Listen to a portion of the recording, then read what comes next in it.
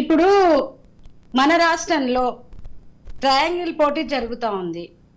అది కూడా ఎప్పటి నుంచి, ఇప్పుడు ఈ మధ్య కాలంలో ఏదైతే కొన్ని ఛానళ్ళు కొన్ని పేపర్లు చేసిన హైప్ వల్ల కాంగ్రెస్ పార్టీ ముందుంది అని ఒక హైప్ తీసుకురావడం వల్ల జరుగుతుంది.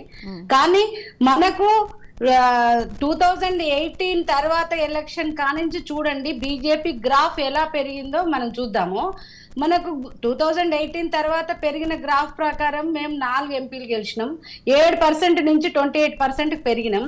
ఆ తర్వాత జరిగిన ప్రతి ఎలక్షన్లలో మేము గెలుస్తూనే వచ్చాం. దుబ్బాక ఎలక్షన్ తీసుకోండి, మీరు హుజూర్ నగర్ ఎలక్షన్ తీసుకోండి, మనకు జిహెచ్ఎంసీ ఎలక్షన్లలో మేము టీఆర్ఎస్ కు పోటాపోటీగా వెళ్ళడం జరిగింది. ఈ మధ్య కాలంలో ఏమైందో తెలీదు, కొన్ని ఛానల్స్ కొన్ని పేపర్లు మరి ఈ విధంగా బద్నాం చేస్తూ ఏదో మా గ్రాఫ్ పడిపోతుంది ఇదంతా చెప్తున్నారు.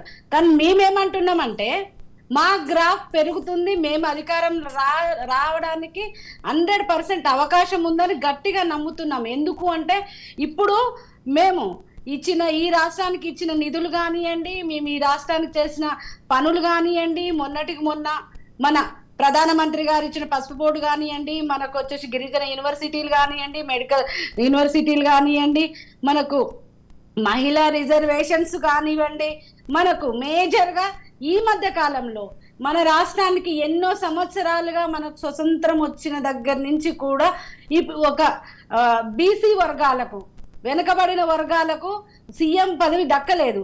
కాబట్టి ఆ వర్గాల కోసము, వాళ్ళ మనోభావాల కోసము, వాళ్ళ ఇది కోసం మేము బీసీ ముఖ్యమంత్రిని కూడా చేస్తున్నామని ప్రకటించడం జరిగింది.